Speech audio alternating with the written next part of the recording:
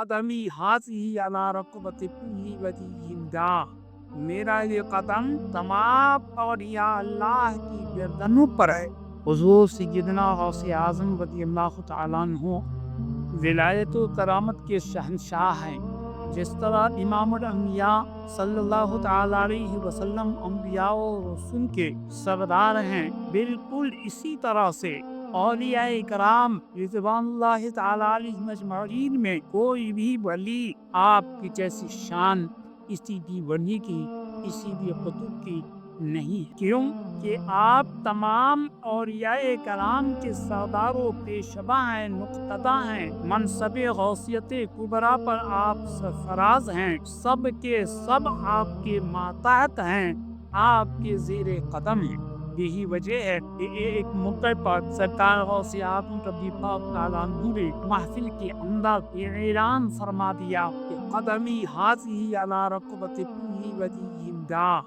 میرا یہ قدم تمام اولیاء اللہ کی گردنوں پر ہے۔ جب حضور غوث اعظم رضی اللہ تعالیٰ عنہ نے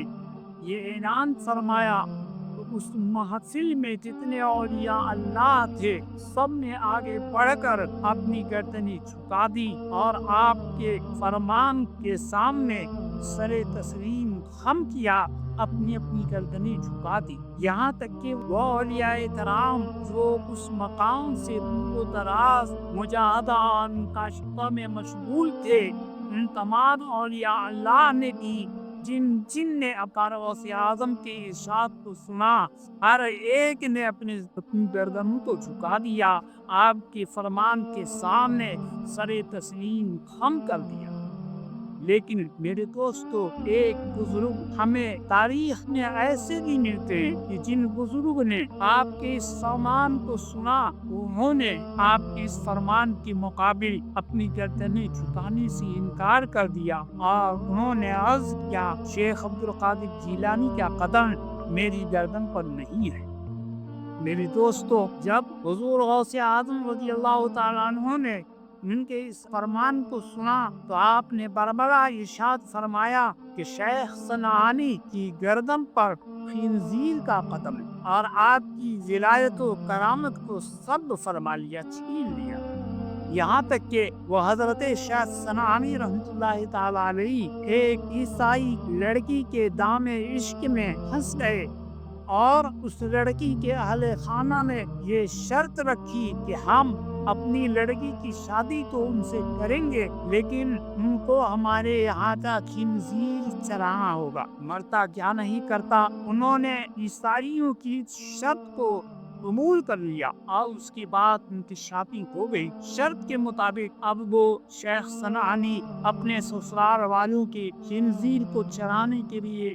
لے جانے لگے۔ ایک دفعہ ایسا ہوا کہ آپ خنزیر کو چرا رہے تھے، خنزیر کے چھوٹے چھوٹے بچے تھے جو خنزیر کے ساتھ چل نہیں پا رہے تھے۔ شیخ صنعانی نے خنزیر کے ان بچوں کو اپنی گردن پر سوار کر لیا اور سوار کر کے لے جاتے رہے۔ میرے دوستو اور بزرگوں، یہ شیخ صنعانی کوئی عام انسان نہ تھے، منصب ولایت و کرامت سے سرفراز تھے، اللہ کے محبوب ترین ولی تھے اور ان کے بے شمار مریدین تھے۔ جب ان مریدوں نے، آج کے مریدوں کی طرح نہیں کہ مرید بھی ہوتے ہیں، شکوہ و شکایت بھی کرتے ہیں، چغلی اور غیبت بھی کرتے پھرتے ہیں، نہیں، وہ سچے مریدین تھے۔ ان مریدوں نے یہ سب کچھ دیکھنے کے باوجود بھی اپنے شیخ سے روگردانی نہیں کی، ان کی بیعت سے انکار نہیں کیا، بلکہ خدائے وحدہ لا شریک کی بارگاہ میں اپنے ہاتھوں کو اٹھا کر کے اپنے پیر و مرشد شیخ صنعانی کی ہدایت و رہنمائی کی دعائیں کرتے اور ان مریدوں کی التجائیں بارگاہ رب العزت میں مقبول ہوئی اور شیخ صنعانی کے دل میں ایک انقلاب برپا ہوا۔ اور اس کے بعد شیخ صنعانی نے اپنے مریدوں سے کہا، اے میرے مریدوں، سنو، میں بارگاہ غوثیت کا مجرم ہوں، تم مجھے میرے ہاتھ پاؤں میں بیڑیاں ڈال کر کے اور مجھے غوث پاک کی بارگاہ میں لے چلو۔ چنانچہ حسب حکم मुरीदों ने शेख सनआनी को लेकर गौसे पाक की बारगाह में हाजिर हुए और शेख सनआनी ने सरकार गौसियत मआब में अर्ज किया, ए शेख अब्दुल कादिर जीलानी, मैंने आपके फरमान को सुन करके आपका कदम अपनी गर्दन पर होने से इनकार किया, जिसके नतीजे में आज हमें खिंजीर के बच्चे को अपनी गर्दन को उठाना पड़ा। एक गौसे आजम, मुझे माफ फरमा दीजिए, अब मैं अपनी उस बात से तौबा करता हूँ। सरकार गौसियत मआब रज़ी अल्लाह ताला अन्हु ने उनकी इस तौबा को कबूल फरमाया और फरमाया जाकर के गौसल कीजिए। गौसल करके आए, गले से लगाया और उनकी विलायत व करामत जो आपने सब फरमा ली थी, क्योंकि आपको खुदा का हुक्म था कदमी हाजिया रकबतुल वलील्लाह ऐलान करने का, तो आप मिन जानिबिल्लाह